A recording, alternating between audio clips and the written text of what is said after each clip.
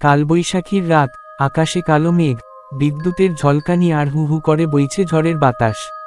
এমন রাতে গ্রামের মানুষ সাধারণত দরজা জানালা শক্ত করে বন্ধ করে রাখে। কারণ তাদের বিশ্বাস, এই ভয়ঙ্কর ঝড়ের রাতে শুধু বাতাস আর বৃষ্টি নয়, আরও কিছু ঘুরে বেড়ায় অন্ধকারের মাঝে।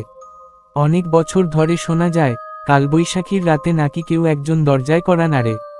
সে সাহায্য চায়, ভেতরে ঢুকতে চায়। কিন্তু গ্রামের বৃদ্ধরা সতর্ক করে দেয়, যদি সেই রাতে দরজা খোলা হয়, তাহলে হয়তো সেই মানুষ আর কখনো ফিরে আসে না। আজকের গল্পটি এমনই এক ভয়ঙ্কর কালবৈশাখীর রাতের, যেখানে একটি ভুল সিদ্ধান্ত বদলে দিয়েছিল কয়েকটি মানুষের জীবন। কালবৈশাখীর রাতের গল্প কি সত্যি? সেদিন বিকেলে আকাশটা অদ্ভুত রকমের হয়ে উঠেছিল। চারদিকের বাতাস যেন অস্বাভাবিকভাবে থমথমে। গরমে মানুষ হাঁসফাঁস করছে, কিন্তু কোথাও একটা অদ্ভুত নীরবতা। গ্রামের বয়স্ক লোকেরা বলছিল, আজ রাতে কালবৈশাখী আসবে, আর এই রাত ভালো না। আমি তখন এসব কথা শুনে শুধু হাসছিলাম। আমার নাম অরিন্দম, আমি শহরে বড় হয়েছি। ভূত প্রেত বা অলৌকিক কিছুতে আমি বিশ্বাস করতাম না। কিন্তু সেদিন যা ঘটেছিল, তা আজও আমাকে তাড়া করে বেড়ায়। আমি তখন পশ্চিমবঙ্গের এক ছোট গ্রামে গিয়েছিলাম আমার বন্ধুর বাড়িতে। বন্ধুর নাম সঞ্জয়। সে বলল, আজ রাতে বাড়ির বাইরে যাস না। কালবৈশাখীর রাতে এই গ্রামে অদ্ভুত সব ঘটনা ঘটে। আমি হেসে বললাম, এই 2024 সালে দাঁড়িয়ে এসব ভূতের গল্পে বিশ্বাস করিস? সঞ্জয় কিছুক্ষণ চুপ করে রইল। তারপর ধীরে ধীরে বলল, আমি বিশ্বাস করি না, কিন্তু আমার কাকা বিশ্বাস করতেন না। সেই কালবৈশাখীর রাতেই উনি হারিয়ে গিয়েছিলেন। তার কথাটা শুনে আমি একটু চুপ হয়ে গেলাম, কিন্তু তাও আমি বিষয়টা সিরিয়াসলি নিইনি। সন্ধ্যা নামার সাথে সাথে আকাশ কালো হয়ে গেল। দূরে বিদ্যুতের ঝলকানি দেখা যাচ্ছে। বাতাস ধীরে ধীরে বাড়ছে। গ্রামের মানুষজন সবাই দরজা জানালা বন্ধ করে ঘরে ঢুকে পড়ল। হঠাৎ গ্রামের এক বৃদ্ধ এসে বললেন, আজ রাতে যদি ঝড়ের মধ্যে কারো ডাক শোনো, কখনো বাইরে বেরোবে না। আমি অবাক হয়ে জিজ্ঞেস করলাম, কেন? বৃদ্ধ ধীরে ধীরে বললেন, কারণ সেটা মানুষ নাও হতে পারে। তারপর তিনি চলে গেলেন। সঞ্জয় আমার দিকে তাকিয়ে বলল, দেখলি তো, সবাই একই কথা বলে। আমি বললাম, গ্রামের মানুষ তো একটু কুসংস্কারই হবেই। ঠিক তখনই দূরে বজ্রপাত হলো। ধরাম, বাড়িটা কেঁপে উঠল। তারপর শুরু হলো ঝড়। বাতাসের শব্দ যেন হাজারো মানুষের চিৎকারের মতো। গাছগুলো দুলছে, টিনের ছাদ কাঁপছে, দরজা জানালা ধাক্কা খাচ্ছে। রাত তখন প্রায় 10টা। আমরা দুজন বসে গল্প করছিলাম। হঠাৎ দরজায় ধীরে ধীরে ঠক ঠক ঠক। আমরা দুজনেই চুপ হয়ে গেলাম। সঞ্জয় ফিসফিস করে বলল, এই সময় কে আসবে? আবার শব্দ হলো, ঠক ঠক ঠক। আমি উঠে দাঁড়ালাম। সঞ্জয় আমার হাত ধরে বলল, দরজা খুলিস না। আমি বললাম, হয়তো কেউ বিপদে পড়েছে। ঠিক তখন বাইরে থেকে একটা মেয়ের কণ্ঠস্বর শোনা গেল, দয়া করে দরজা খুলুন, আমাকে বাঁচান। আমরা দুজনেই থমকে গেলাম। বাইরে একটা মেয়ে, এই ভয়ঙ্কর ঝড়ের রাতে। আমি দরজার কাছে গিয়ে বললাম, কে আপনি? বাইরে থেকে উত্তর এলো, আমি পথ হারিয়ে ফেলেছি, ঝড়ে আটকে গেছি। তার কণ্ঠে ভয় আর কান্না। সঞ্জয় কাপা গলায় বলল, না, দরজা খুলিস না। আমি বললাম, তুই পাগল নাকি? মানুষ বিপদে আছে।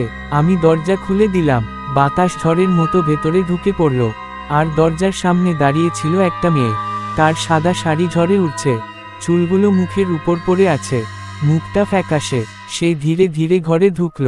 আমরা তাকে বসতে দিলাম। আমি জিজ্ঞেস করলাম, আপনি কোথা থেকে আসছেন? সে ধীরে ধীরে বলল, আমি রাস্তা ভুলে গেছি। তার চোখ দুটো অদ্ভুত, যেন শূন্যে তাকিয়ে আছে।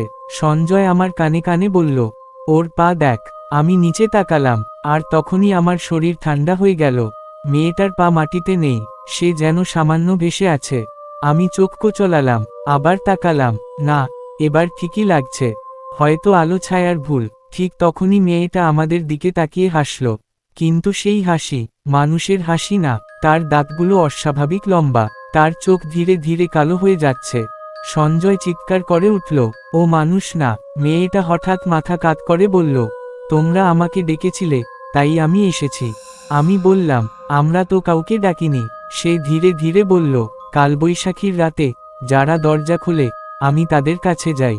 হঠাৎ ঘরের বাতি নিভে গেল। অন্ধকার, ঝড়ের শব্দ, বজ্রপাত, আর সেই মেয়ের অদ্ভুত হাসি। আমি মোবাইলের আলো জ্বালালাম, কিন্তু মেয়েটা নেই। সে হঠাৎ অদৃশ্য হয়ে গেছে। আমরা দুজনেই ঘামতে শুরু করেছি। হঠাৎ জানালার বাইরে একটা মুখ দেখা গেল। সেই মেয়ে এটা। সে জানালার বাইরে উল্টো হয়ে ঝুলছে। তার চোখ সম্পূর্ণ কালো। সে ধীরে ধীরে বলল, আজ তোমাদের একজনকে আমার সাথে যেতে হবে। সঞ্জয় চিৎকার করে দরজা খুলে দৌড় দিল। আমি তাকে থামাতে পারলাম না। বাইরে তখন ভয়ঙ্কর ঝড়, বিদ্যুৎ চমকাচ্ছে। আমি দরজা পর্যন্ত গিয়ে দেখলাম সঞ্জয় দৌড়াচ্ছে, আর তার পেছনে সেই মেয়েটা বাতাসের মতো উড়ে যাচ্ছে। তার চুল আকাশে উড়ছে, তার মুখ বিকৃত। হঠাৎ বজ্রপাত হলো, পুরো গ্রাম আলোয় ভরে গেল। আর আমি দেখলাম সঞ্জয় হঠাৎ থেমে গেল। তার সামনে দাঁড়িয়ে সেই মেয়েটা।